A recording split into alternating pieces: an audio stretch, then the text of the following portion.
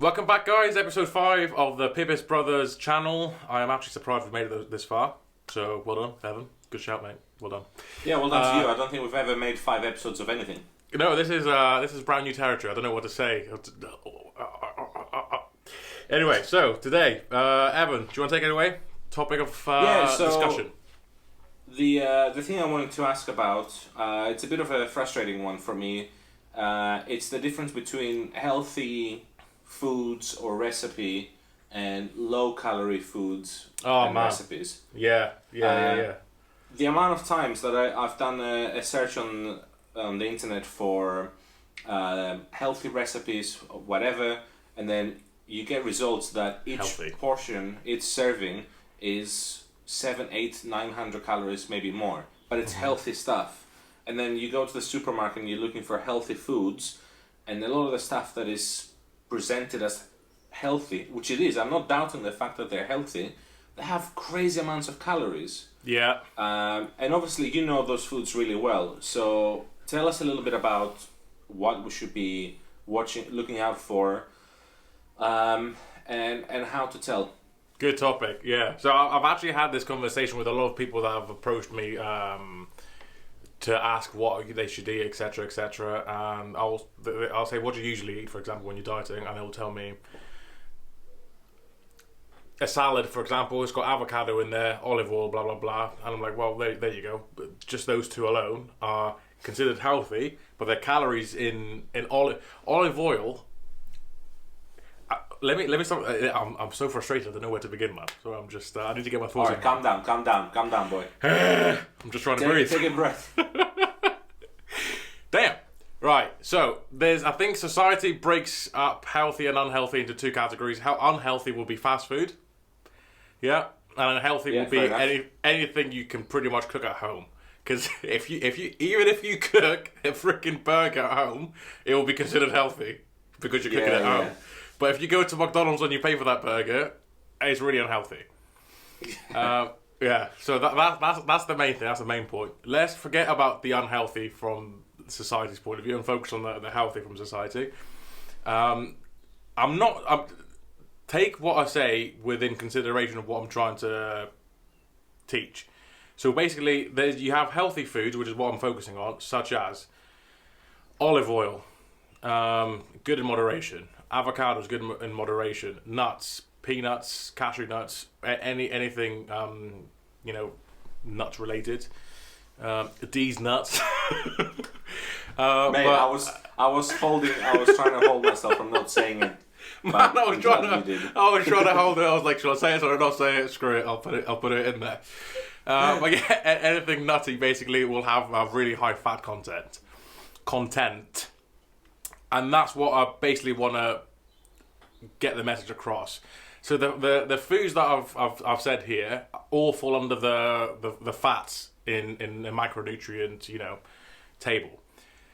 Those foods, or let's say foods. Even olive oil is not really a food, but anyway, those foods are so calorie dense that is pretty much pointless adding it to your diet. And take it into consideration what I'm saying. So, if you are morbidly obese and you need to eat, or you're eating around 1,500 to 2,000 calories per day, you do not want to waste 120 calories of olive oil, which is 1 tablespoon, by the way. 1 tablespoon, yeah, it's crazy. It's crazy how 120 calories is 1 tablespoon of olive oil, when you can have basically a chicken breast for. Let me just Google this. I'm pretty sure 100 grams of chicken breast. It's about 110, 115 calories. 100 grams, of cooked chicken breast is 200 calories. And I think a boiled chicken breast will be around 100, depending on the size of it. But you'll be able to obviously get 120 grams of chicken breast one way or another. So basically what I'm trying to say is, would you rather waste 120 calories on a liquid or 120 calories, which will pretty much be a solid portion of chicken breast to add into something that you're already going to eat? So it's weighing up the pros and cons of the calories that you're about to eat. And especially when you're overweight, you basically become overweight because you're eating large portions and obviously large amount of calories. What we need to try and aim is to get high volume but keep the density of the calories as low as possible.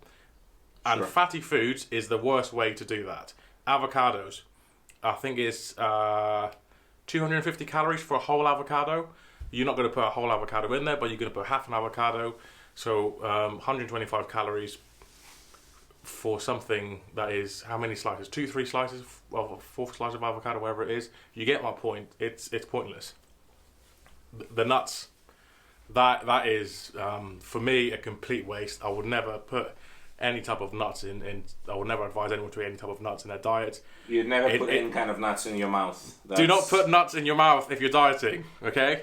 You lot out there. There you go. Naughty! Oh, my mum's going to watch this, Jesus Christ. But yeah, they're so small and they're so calorie dense. It's so easy to snack. They're moreish. You eat one, you want the rest. It's a perfect way to mess up your diet. So definitely, if you think that nuts are a nice, fun way to spice things up or keep your diet flexible, whatever, I never done it myself, and I would not advise anyone to include nuts or stuff like that. Saying that, if we go back to olive oil, a good way to substitute olive oil, because obviously it's what's it called, a fundamental in cooking, is to use the sprays. And every supermarket has it. And spray and a good non-stick pan. Literally, you don't need olive oil to cook. No, that's right. Any type of oil. If you've got a good non-stick pan and a spray, oil spray, with like the 1 calorie spray or whatever they are, man, what's the point of wasting 120 calories when you've just used 5? You know. Can I just make a quick point here? We recently went to a supermarket to do our food shop, and there was a spray oil that the bottle was see-through. Most of them are not see-through, and the oil in there looked like normal oil, which kind of surprised me because I was imagining the other stuff to look kind of, I don't know, manufactured, so to speak. Yeah. The unhealthy stuff. Yeah. Synthetic 5W30. It is WD-40, yeah. And I was like, okay, well let's have a look at the calories of this oil that looks like it's actual oil. You just spray it versus the other one, and it had a lot more than just 1 per spray. I can't exactly remember how many, but you were spraying a lot more calories per spray than just 1. So it's worth noting it. Just have a quick look on the bottle, just to make sure it's not just pure oil, that it just has like a little spray nozzle on top, because that's still quite a lot of calories per spray. So you want to get the ones that say 1 calorie per spray. Definitely the 1 calorie sprays. And I cannot stress this enough, a good non-stick pan, because there's nothing more irritating than cooking and the meat you're cooking, whatever it is, just sticks to it. Jesus Christ, man. I just want to take a lob against the wall whenever that happens. Good non-stick pan and oil spray. So yeah, that I think that sort of wraps up that topic there, which is basically understanding that fats have so many calories in it.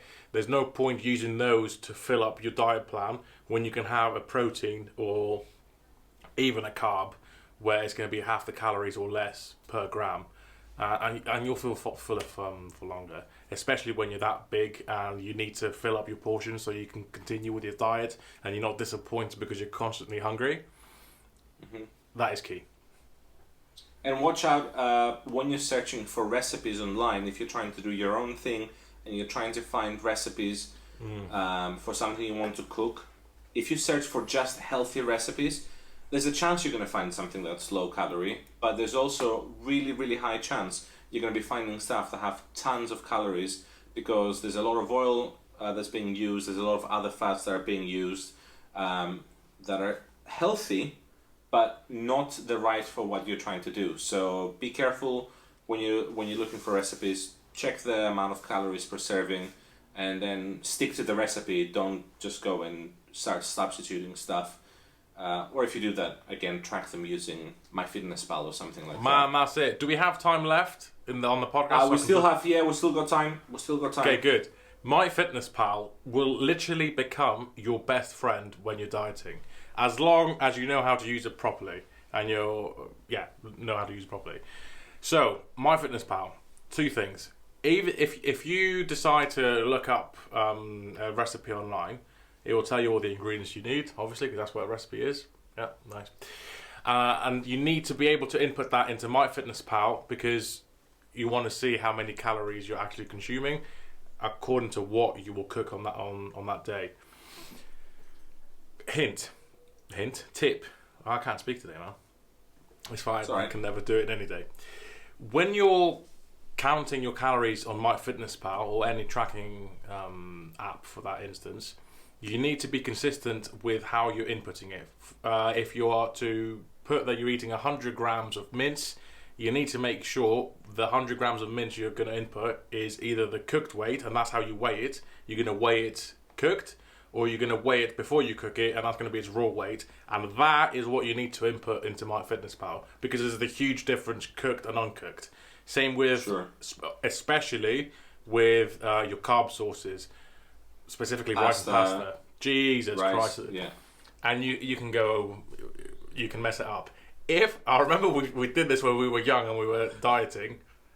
We were like the recipe, the diet plan said 60 grams of rice or 100 grams of rice, and we were measuring the dry uncooked version, and you're like, oh mate, a mountain of rice, 100 grams. This is easy. How can I not? I'm always away. What the hell? Well, this is the best. So that's what it is. If it looks too good to be true, if you're eating 100 grams of uncooked rice, for example, and you're like, man, this is what I used to eat before, you're probably doing it wrong, mate. Okay? You're probably doing it wrong. Chill out. Yeah. It's that sort of stuff. Make sure what you're going to input in there is the accurate weight of how or of when you're measuring that piece of food. Cooked, uncooked, and then obviously input it into FitnessPal. Because pretty much all of the foods that are on MyFitnessPal will have a cooked and uncooked weight. And the packet will tell you as well how you're meant to measure it. Yeah. Because it will say 75 grams of cooked pasta is X amount of calories. So check the packet as well if you're not sure. And another thing that irritates me, sorry Evan, is when I do, because that's the first thing I say to people when they're starting to diet is you need to track your calories. MyFitnessPal. Like, oh man, that takes so long to do. It's like, please just do it. Do it for one meal and tell me how long it takes for you to weigh your rice. If it takes you longer than 30 seconds or 20 seconds, Jesus Christ, like what are you doing? It takes seconds, guys, and it makes such a huge difference. Maybe people have like the old school scales with the weights, and it's like trying to find the right weights. Did not think of that, man. That's the one. Yeah. You guys will be surprised how far scales have come along. I have one that uses electricity. It's got a battery. I press a button and it's just there. Man. Maybe people are adding it up with using that old, like, I don't know what's it called, you know, when you flick the stuff. abacus. That's the one. That's how people. It could be. You don't know. God. You don't know. I can just visualize the subscribers levels going down and down and down. No, I'm joking. But you guys get the point. You need to be, you need to use common sense when it comes to inputting your stuff on MyFitnessPal, etc. So yeah, good topic. That was important to touch on that. Yeah. Well, okay. Well, we'll just we'll finish it off here. I think we kind of covered the things that we wanted to cover. The things to take away are healthy doesn't necessarily mean low calorie. And it doesn't necessarily mean it's going to fit with your calorie limit for the day. So check what you're eating for its calories, not just the fact that it's healthy. Same for the recipes.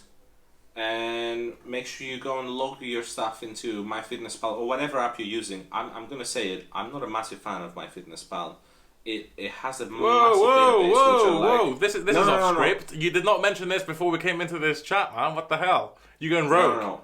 It's first. I like it. It's raw. It's unscripted. We don't have a script, so no. I couldn't write. This is also not on the script. The only reason I don't like it is just it's a little bit clunky. Maybe it's a little bit what? I haven't looked at clunky, like a little bit slow, and it's just I don't know. But what it offers, the fact that it's a fantastic tool, beats everything else, I think, and I'm still using it. If I find a better one, I'll let you guys know. Yeah, but have fun at the with that. moment, I'll wait. Yeah, I don't think there's something better out there. But if It's you my- know, it's, if you it's know so one, easy. It's so easy to please- use. It's so easy to use. Please, for the love of God, if you know a better one, write it down in the comments below because I will be checking. Let me know if you're using a calorie tracker or whatever, food tracker, that is better than MyFitnessPal because I want to try it. And anyway, we'll Have fun with I think that the script says end it there. Yeah, so we'll end it here with the imaginary script that we have. Yep, yep. Thank you for joining us yet again. We'll see you on the next video. Until then, have a good one. Thank you guys. Much appreciated. See you later. Bye.